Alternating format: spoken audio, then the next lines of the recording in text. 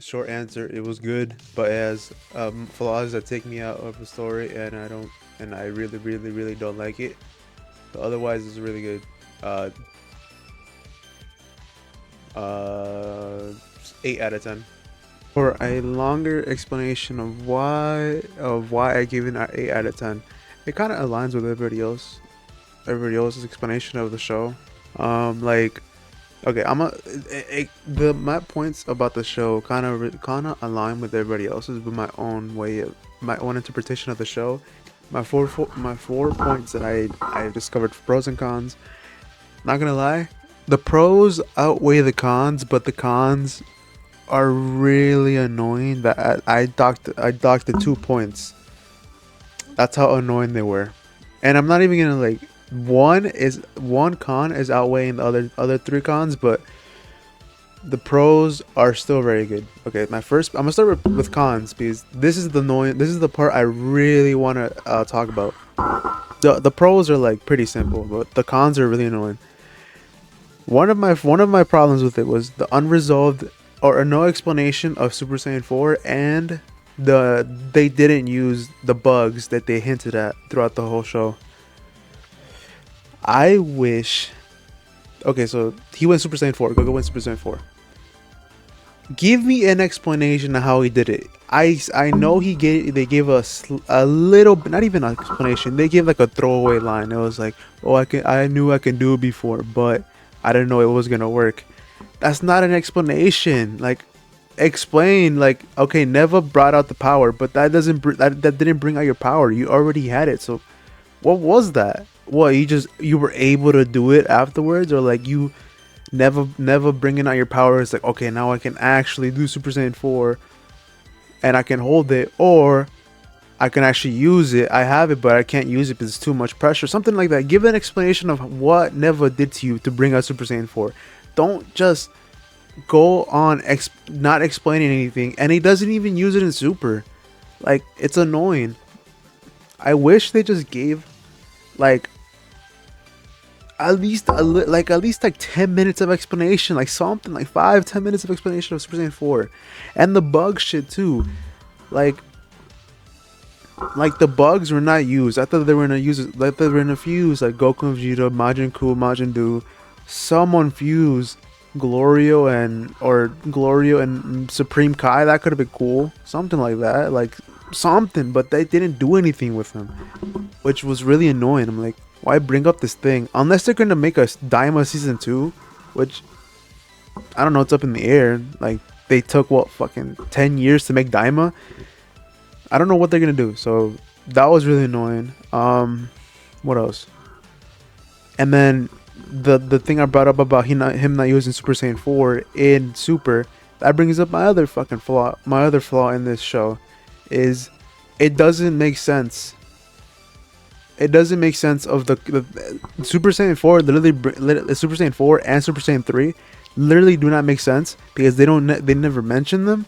There's that line in the show where it's like, "Oh yeah, this is my final form." It was Super Saiyan 3. And he said, "This is my final form." But you have Super Saiyan 4, so it just doesn't exist. I know he made this after Super was done and finished, but like, at least make it like, it goes back to the other explanation. Like, give me an explanation why he can't use this. Why he says it's his final form. Like, make it make sense. That was the problem with I had with Daima, is this doesn't make sense, and he doesn't use it. Like, like I like it, I just give me an explanation. That's all I care about. It's because I think because we've seen so much anime and they explain certain stuff or make it fit into the context of the show, where it makes sense of where this comes from. In other shows, like, it makes sense where he gets this from. Sometimes it could be an asshole, sometimes it couldn't. Like, at least it makes sense. And this shit, they don't explain anything, and they just expect me to like go on ahead, and accept it. At a certain point, I'm gonna be like, he has it. It's over. But like, it still bothers me to the point where like, it's a flaw in the show. But hopefully later on they make it make sense, or at least just, if they're not gonna just explain it, just at least use it again instead of just making it like a Daima exclusive and he just doesn't go Super Saiyan 4 ever again, which would be fucking stupid. But like, at least at least do something with it. Like, I don't want to just be one and done and that's it. Like, make it, like, use it again. If they're not gonna explain it, at least make it, like, use it again. But okay, so those are my two flaws. They kind of coexist together. They kind of like mesh together, but like one flaw leads to the other flaw, and that yeah. So my third point is annoying tropes. I hated every 2-3 episodes. The ship explodes. The ship doesn't work. What? Like, it was funny the first time, but why make it like 3 or 4 times? Like, if they cut off these sequences in the show, I guarantee you the fourth point that I have on this would not be an issue. I guarantee, because the ship broke down like 4 or 5 times. Like, how many times does it need to break down to be like, oh my god, I get it, they're on a ship. Like, at this point, just walk, bro. Like, it was such an annoying trope. And then and also the annoying trope I had was in what was episode 15, when they were getting beat by regular goons. They had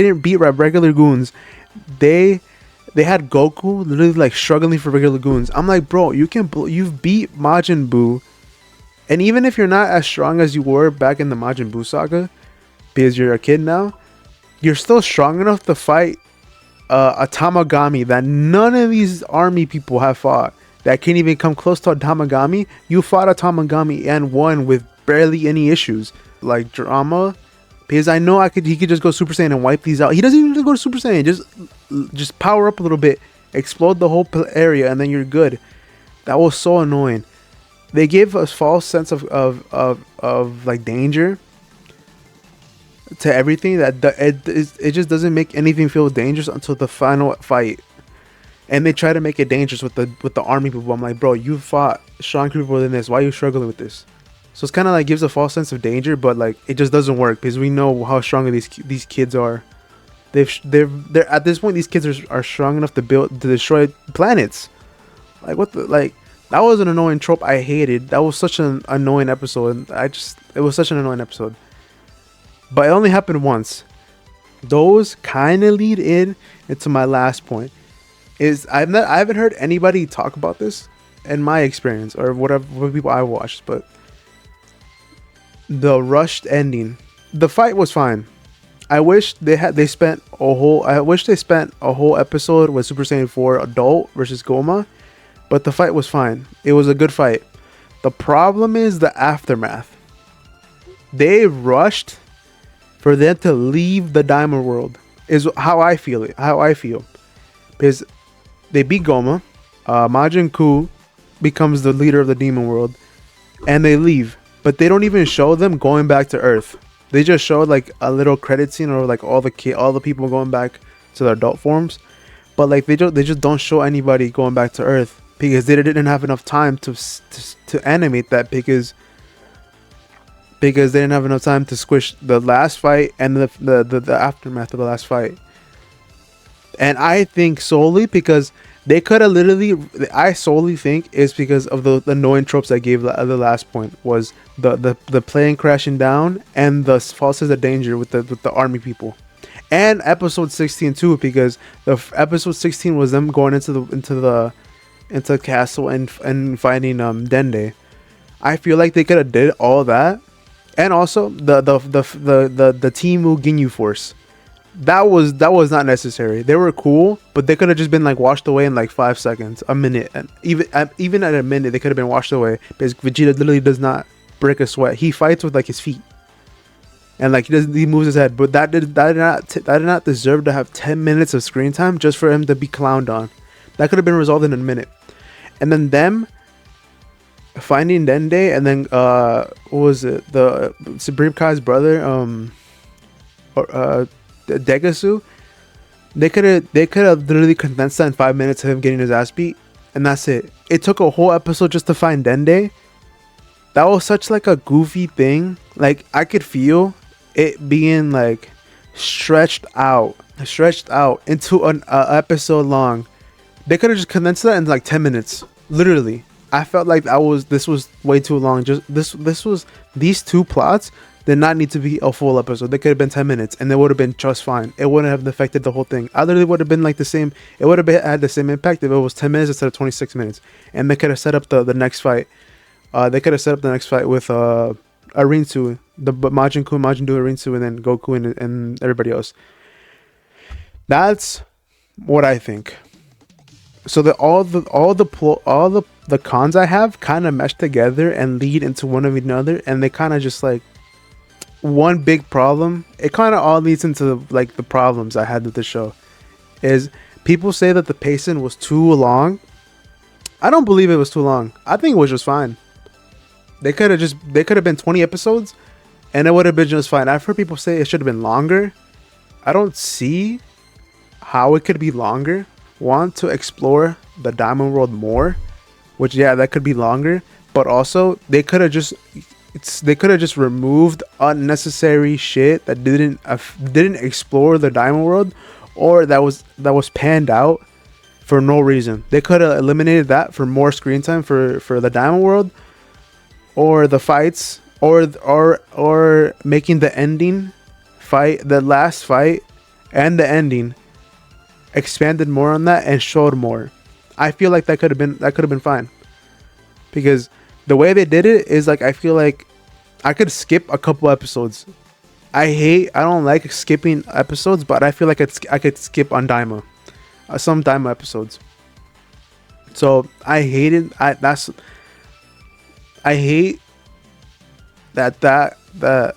they did that. That's one of my parts. That's one of my things I hate about this show, was just unnecessary filler. Not filler, but like unnecessary info that doesn't lead to anything. Unresolved issues, annoying tropes, and then the rushed ending. I wish they could have just like, if we knew that this was gonna get a second season, I wouldn't be bothered by the ending. But it kind of bothers me because we don't know if we're gonna get a second season to the show.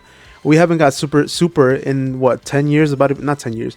It's been seven years now since we finished Super, and we haven't got anything for anime. Manga is different, but manga doesn't follow the anime close. They literally have two separate events for Future Trunks arc, so we don't know what we're gonna get. And like, it's just, I feel like the cons of the show make it you can see the cons because more shows have come out that have done this better, and I hate that Dragon Ball doesn't do it as good, because I love Dragon Ball. Dragon Ball is my favorite show. It's the show that that got me into anime, watching all this shit. Basically the grandfather of anime, because a whole bunch of anime do like kind of the same concepts, but they do it in their own unique way. So it kind of sucks to see that Dragon Ball is kind of falling behind, and I feel like other shows they do it better, and Dragon Ball's falling behind, and it sucks because they shouldn't be messing up these tropes. They should be good at it and make it as good as the shows that are out now, is what I feel. So these cons should not be these cons should not even be an issue, but it's because I feel like I think it's like Dragon Ball's always had like weird issues, and I feel like they still have these issues to this day, which kind of sucks. But I wish like Toyotaro with Dragon Ball Super manga has done very good. It still has its issues, but it has done very good to get away from these tropes, get away from these annoying issues, and just solely improve on his work, his storytelling, his concepts. Brings old stuff from the past and expand it even more with Granola and Bardock, making Moro a cool, interesting villain, like making all this interesting. He has gone away with the annoying Dragon Ball tropes. They're still there at some points, but he's lessened the impact of those issues, and then the anime is still behind. So those are my issues. The pros are pretty easy. The pros is pretty simple. The fun adventure vibe, that was fun. I like the four Goku, Glorio, Pansy, and Supreme Kai. I like their chemistry. They're pretty fun together. The animation has been the best it's been for Dragon Ball. I think it's pretty good. For a show, I think it's up there with as a show. I think it's up there with animation as the Broly movie and the superhero movie. It's up there. It's really good. It's a really good show. A really good animation, top tier. What else? The fights. Oh wow, my favorite fight, me personally, is Goku versus Tamagami number 3. Oh, because it's well choreographed and they use Goku's size to his advantage because he's so small that it's kind of hard for the Tamagami that's so big to actually hit him because he's so small, flying all over the place. He's using his power pole that he hasn't used since like Dragon Ball. He hasn't used it since Dragon Ball, so he brings back the power pole. He's going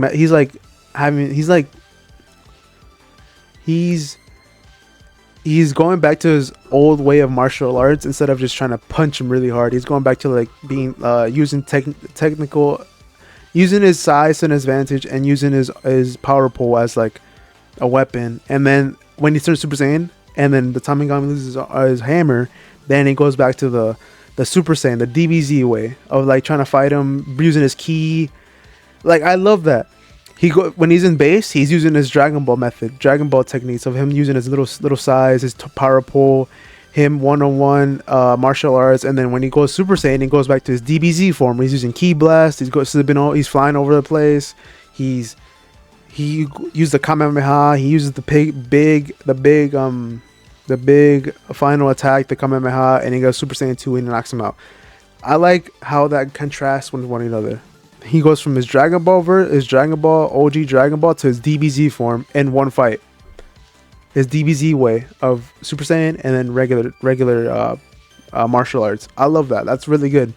And then Super Saiyan 3, Vegeta, really good, really fun. I like how they like these Tamagami should not be an issue, and they show that they're not an issue when they actually try. So they're just like trying to like fucking around, I guess. I don't know.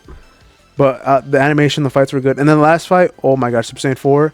Even though I have my explanation, but I hate the explanation. I wouldn't have an explanation. I love the form. I love how it looks. I love how he fights. I like how they use the Kaioken sound for him, which is kind of weird.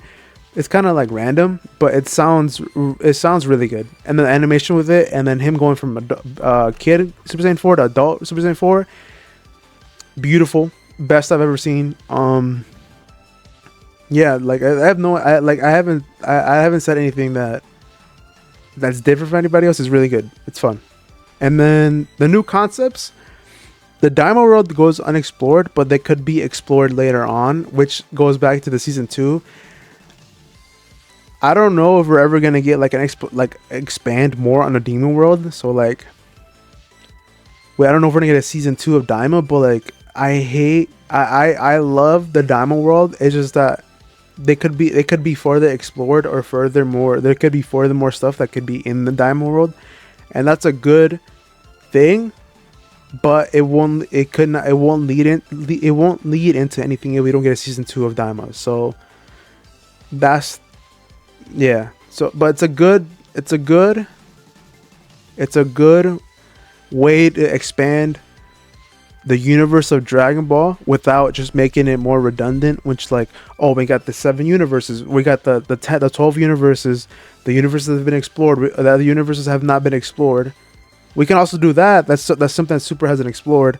And then now we have the Demon world, which is on Earth, in our universe, but it's, instead of going even further out into the universe, we stay in our universe, and there's further realms that haven't been explored. There could be more realms like the Demon world. We can go in and just find new worlds, find new everything, all that stuff. So it expands the universe of Dragon Ball in a good way that they could use later on. But I don't know if they're gonna ever come back to it. Just like how Super hasn't come back to the 12 universes. They haven't done anything with that. They did the Tournament of Power, but they just showed they showed the themes of the universes, but they haven't done anything further with them. So it's kind of, all the pros and cons are my likes and dislikes of the show. But I think the pros outweigh the cons. Even though the cons are really annoying, the pros make the show still an 8 and then the cons leave.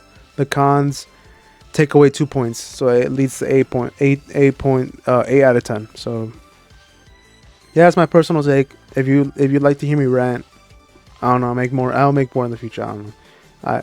I